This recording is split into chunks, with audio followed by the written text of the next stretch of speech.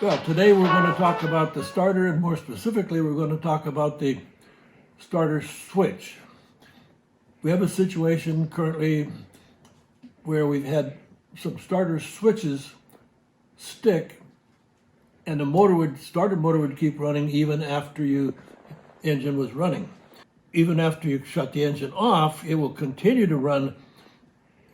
Basically, what people do is they go out there and hit this with a hammer to try to break it loose. So what we're going to talk about is how the switch works, and we'll also talk about why it's sticking and what you can do about it so that it won't stick. So the first thing we'll do, we'll look at how the switch works in the first place. And what we have is a vertical motion, which is coming down from your start pedal where you hit the starter with your foot, is pushing down on here. That's coming in a straight line. And then what we have inside is the contact on the starter, and this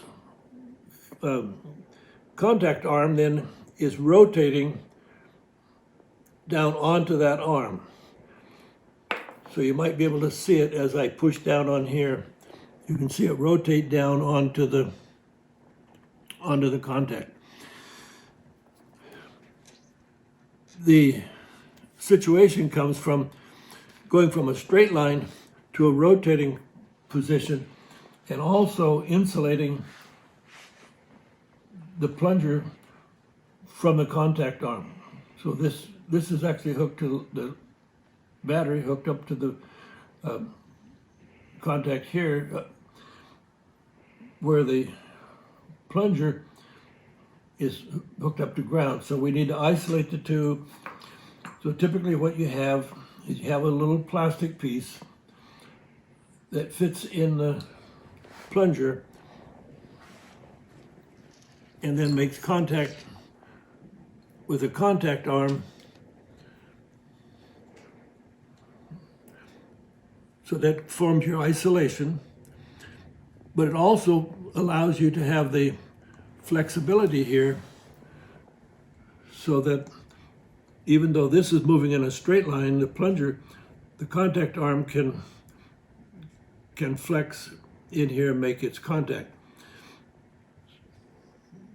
It's critical that this little part, now it's 3/4 of an inch long, it bottoms out in the hole. So as it goes into the hole, it actually pushes on the end here, not on the T part, so that it allows it to flex in there. And in addition, on the contact arm, it fits in this little hole. The tip fits in that hole, which allows it to also flex on here. So we have quite a bit of flexure movement, which allows the two pieces to move separately.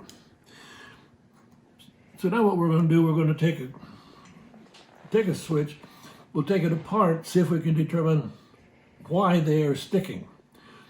So if we take the switch apart,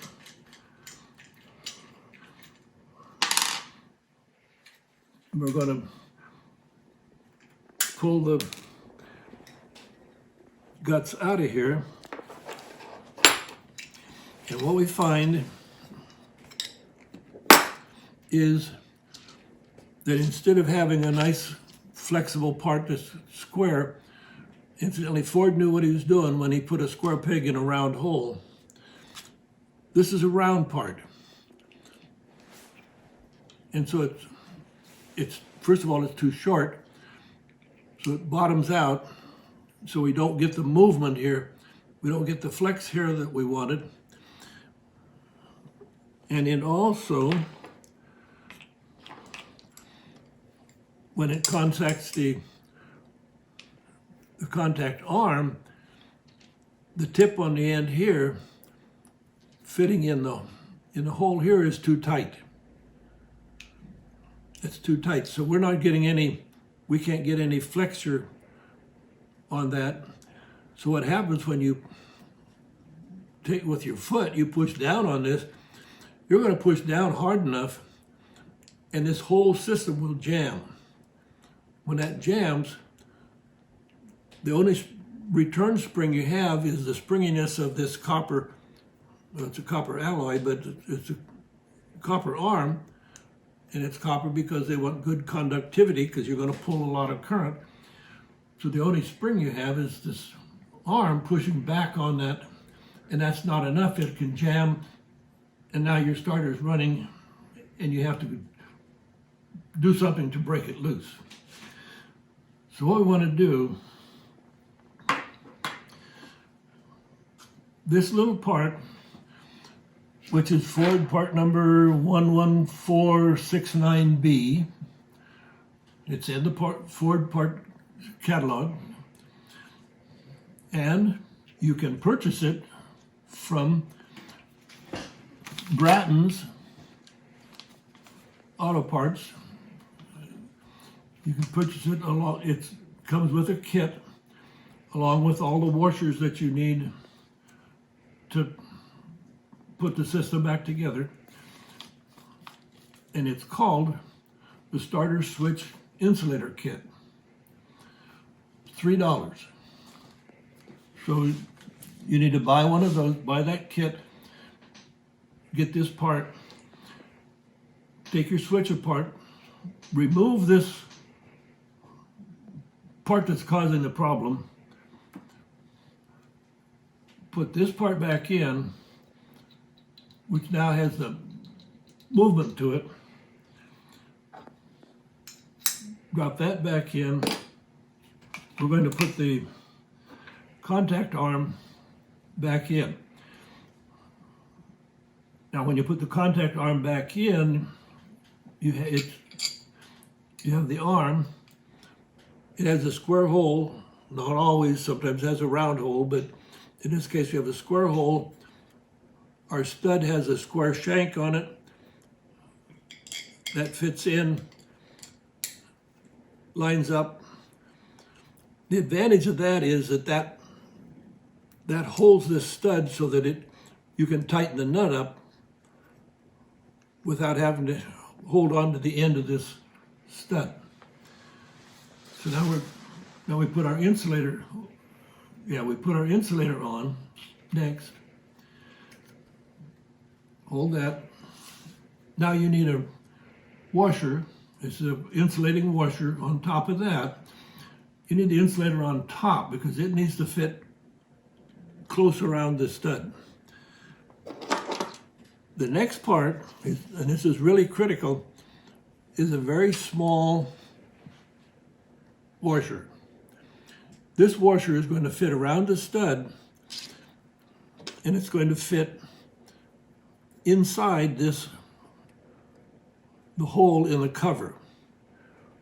So that's going to insulate the stud so that it can't touch the cover. So we're going to put that on.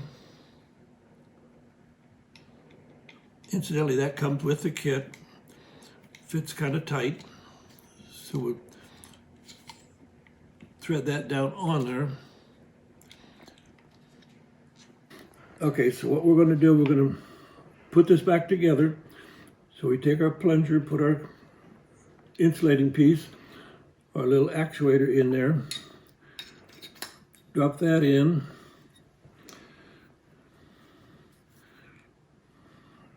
Now we take the contact arm and we can hold this up, put that tip in there and slide that down in and slide it in place. So now we have everything assembled. Now we want to make really sure, real careful to make sure that small washer now has positioned itself around the stud and inside of the housing. That is very critical.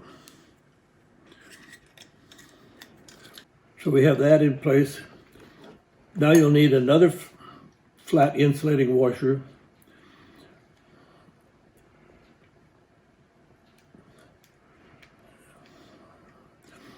And actually, sometimes we could put on two washers. It gives us a little thickness to it.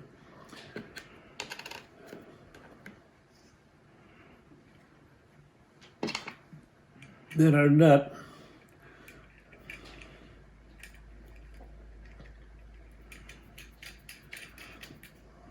Now run the nut down on there. Now the key to tightening this, when we tighten the nut, this arm can move side to side.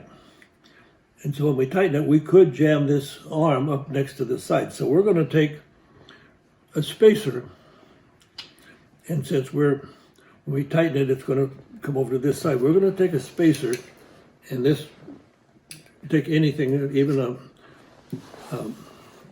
washer will work. You want something that's only about 50 thousandths, 60 thousandths thick, because you don't want to jam it up against the other side. But you want to put some kind of a spacer in here to hold the contact arm away as we now reach in and tighten that nut.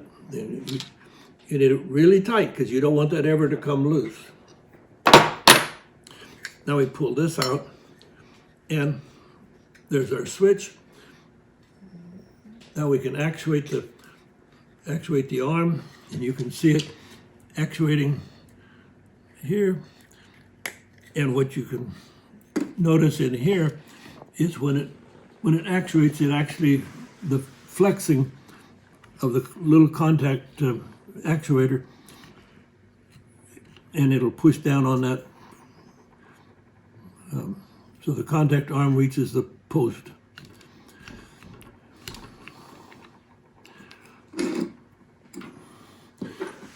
Now, when you put this together, you're going to put this through the floorboard down, and you're going to screw it into here and set this to the right length, because you want it high enough so that you can get a full movement before it goes to the floorboard.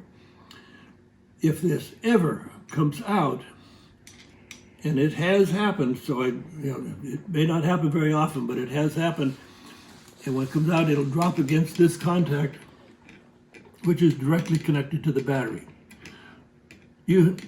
Now you have a major disaster, because that can just burn up everything. So what we're suggesting is that you take a 5/16 nut, fine thread, 5/16 24, run that up on there. Now put your push rod in, adjust it to the length that you want. Now put that nut down. So now we'll take a 3/8 and a half. This has flat sides on it, so now you can hold that with your 3/8. Take your 1/2 inch. Now tighten that down, lock it. Now that won't come off. Now there's no chance of that coming loose, and it's a very simple thing. Cost you what, 5 cents, 10 cents? So now we've replaced the problem part, which was the round shafted part, the round actuator, with the one that comes in the kit. So there's your contact actuator that does the insulating and is flexible. Now your switch won't stick, and you can make your own.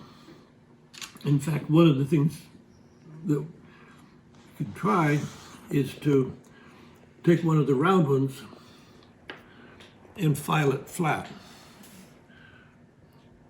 It needs to be a little flatter than this, and you'll need to move the T up a little bit because that needs to be long enough to reach it has to bottom out. See, it's not quite long enough.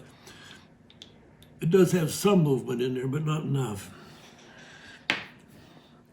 There are other types. This is one that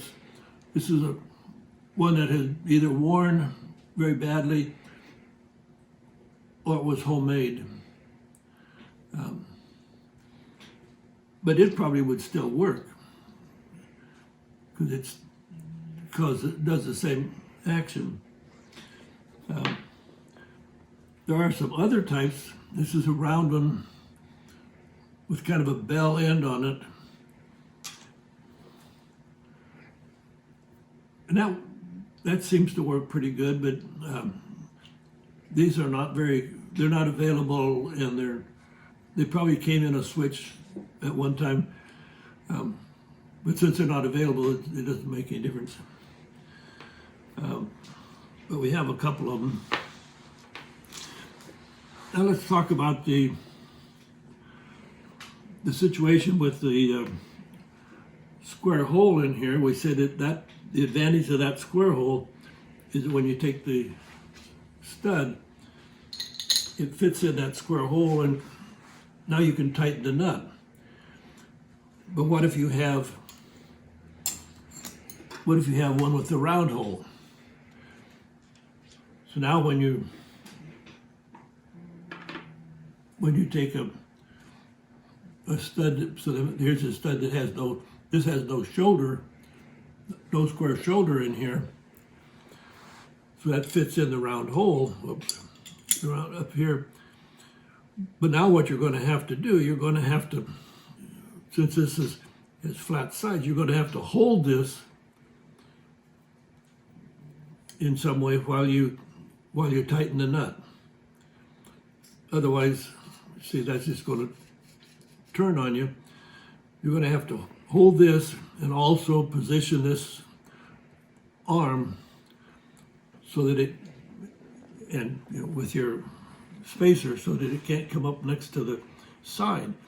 So it's a little harder to do with the arm with the round hole. So anyway, that's the situation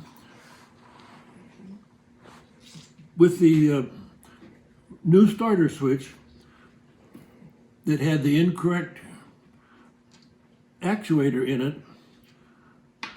The starter switch was sticking, so we took the switch apart, took that actuator out, bought a new one, and you get from Brad's. Also, Bert's out of Colorado said that they would be handling them.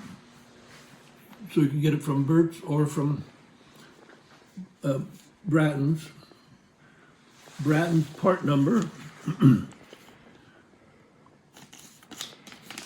Bratton's part number is 16031. 16031, and it's called a starter switch insulator.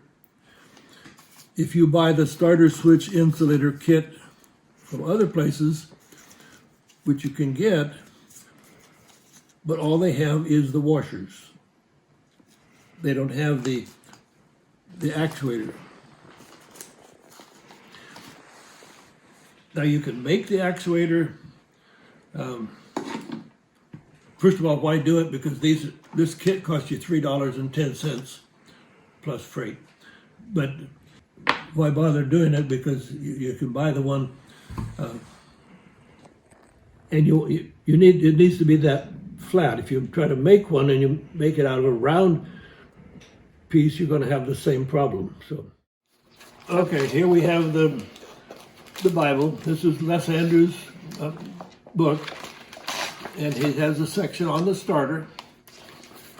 Tells you how to take the starter apart, how to put it back together.